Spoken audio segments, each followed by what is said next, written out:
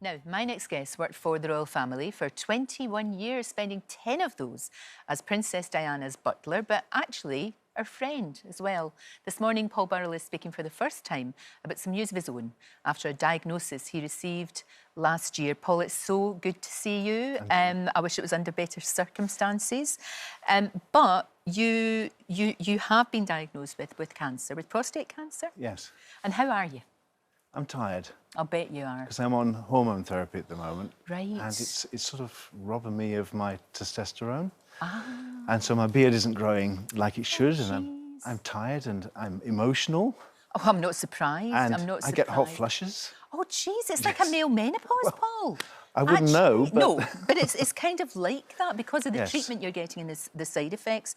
When you get something like that, and when did you find out? Were you feeling different in yourself? No? No, in the summer, I Right. had to go for a medical for a TV programme I was doing. OK.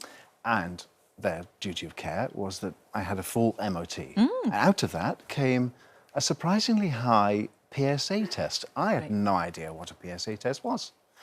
And apparently it's a chemical that's released by your prostate gland. Ah. So I went to my GP. He said, this is unusual. He examined me and said, you seem to be fairly normal.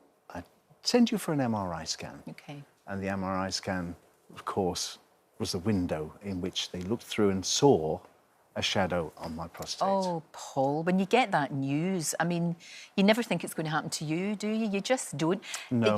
You're going along with your life in one way, and then almost instantly it all changes. I'm on an emotional, educational roller coaster, ups and downs, and not knowing where I'm going to be the next minute. And having the biopsy itself and finding the cancer, wrapping Christmas presents this year and thinking, am I going to do this next year? Yeah. Am I going to be here? I need to tell my boys. Well, that's the hardest thing of all, isn't it? How were they? Are they all right? I went to America over Christmas and told them, and they sat with me and they held me and said, Dad, we need to spend more time with you. Exactly. Exactly. And that's what it's about. Of course it is. And that's the thing as well, that you reevaluate everything. You know, we're all running to stay still sometimes and running around, but then it's when you get news like that, all you want to do is tell your boys, be with your husband, be with your friends. Yes. Just be with people that you know are going to love you. Yes, but at the same time, you realise that there are thousands of men out there. Yes. Like me, that had no symptoms, that didn't realise what was happening, and it could be too late. So my message is, I was lucky. Right. I was really lucky. They caught it at the beginning. An early diagnosis. Yeah. Men out there can go to their GP and ask for a PSA test. Men over 50 plus, especially if you've got history in the family. Of course.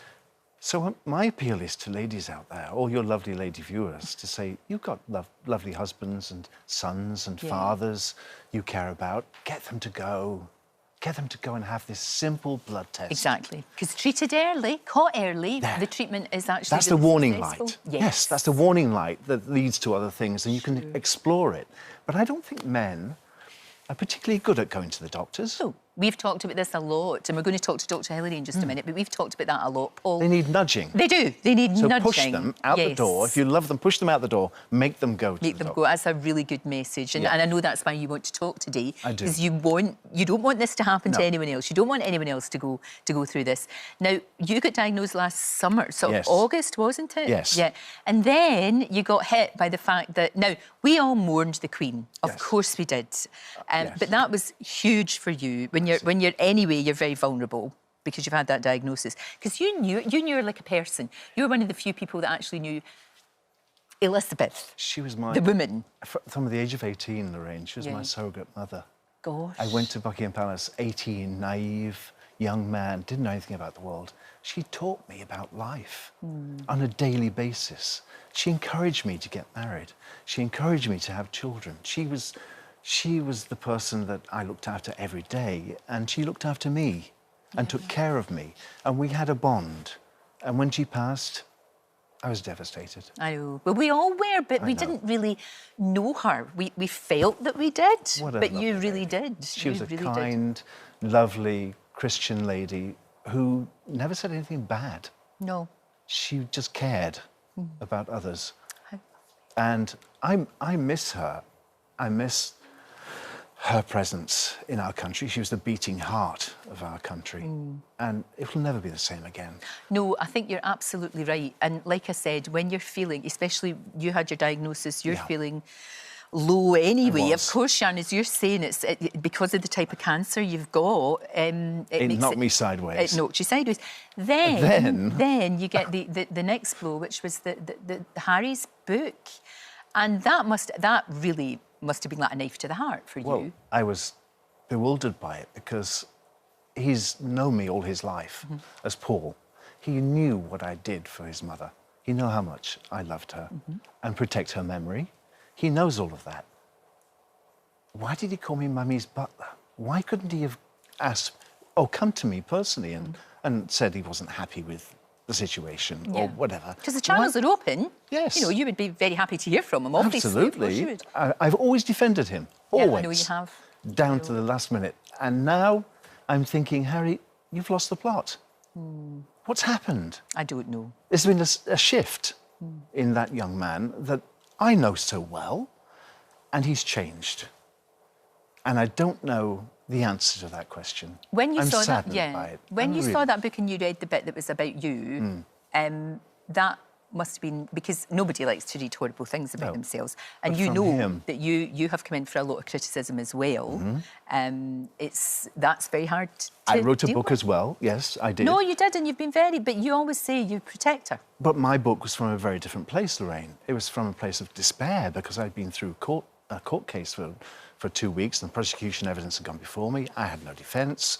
I was penniless.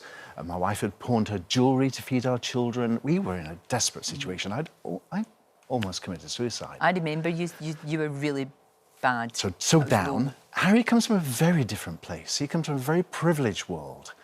And he's forgotten the words loyalty, duty, respect to his country, to the people of our country, and to his family. And I'm sorry about that. But that's his doing. No, very much so. And like I said, you're having to sort of deal with your situation while all of this stuff that you don't have any control about is happening. So my mental health has taken a bashing. Yes. Does he not consider that, or the mental health of anybody that he writes about? Well, actually, that's a point that I hadn't really thought about. I told you we'd got Dr Hilary here. Yes. Hilary, come and take a seat, because obviously Paul's been talking very openly about his diagnosis, and as you and I have said, men don't talk about it too much. It's quite a complex cancer that Paul's got, isn't it? Sure, yeah. We talked about it briefly earlier, and it's so good that he's raising awareness, because this is a cancer, the second most common cancer in men overall, and it kills over 12,000 men every year, with over 52,000 cases diagnosed. So the problem is that it doesn't always give symptoms. So men may not be aware of anything wrong. Common symptoms include mainly urinary symptoms. So it's a weaker stream of urine, having to go more often, finding it harder to go, feeling that your bladder hasn't fully emptied, sometimes some blood in the urine as well. So these are symptoms which can also be, and most usually are, due to benign enlargement of the prostate gland. However, every man over 50 should think about having a PSA test, the blood Shouldn't we test. have that anyway, in the way that women get breast scanning and the problem cervical? the problem is it's not as reliable as screening for breast cancer. Right, OK. So that 1 in 7 men will have a false positive. OK. Well, more than that will have a false positive. But you follow up. 1 in 7 will have a false negative. So the PSA is normal, they've still got prostate cancer. Right. Other men will have a positive result when they haven't got cancer, and that means that they might be subject to investigations and treatment that is unnecessary. But it's about keeping on top of it, So isn't it's it? complex. Yeah, and Paul's is particularly complex because it's hormonal, which I didn't even know. It just shows you the different kinds. Yeah. And mine's a different one altogether because it's on the outside of my prostate and it's like a blister. And if it bursts, it'll send cancer cells into the rest of my body. So it has to be taken care of. Absolutely. Sure. Yeah, so the PSA is one thing that can be done. And if you have a test regularly, every year or so, and you see a rising level in the PSA, then that's much more significant than having a one-off test. Gotcha. So you keep monitoring and monitoring all of the time. And then, of course, you can go on to other investigations if it's elevated. But what's brilliant about what you're doing today and what you're talking about today is that men are weird about their bits sometimes and they don't like to talk about it. Yeah. You've said, look, this has happened to me.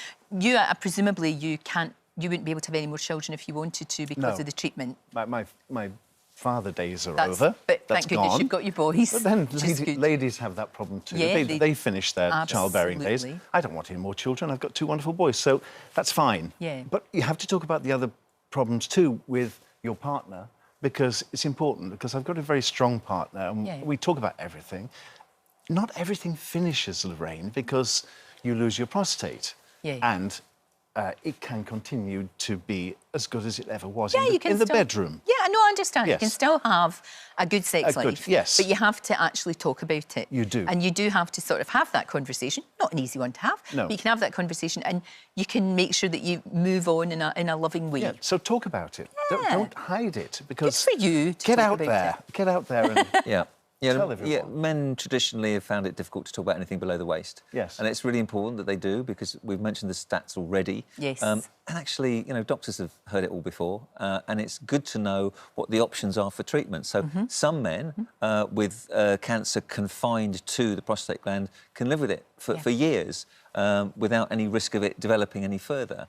Watchful waiting, we call it. Others, where there's evidence that it might be about to spread, then they've got options for treatment, whether it's radiotherapy or surgery or chemo or hormonal. Surgery, yes, I'm going to have... I'm planned. The National Health Service have been absolutely fantastic with me, not just because of who I am. There were 6 people in the biopsy room with me. They're all on fast track with me, and they're ahead of me already. Yeah. So I'm waiting for my operation on the 27th of February. And do you know what? We're going to be following your treatment, yes, because please. I know that the whole thing about you talking to me today, the whole thing about you being so open is that you want to make sure that other men don't go through this, as I've said. And I think that's really important, isn't it? Really it's so important. And we're going to do that. We're going to follow you.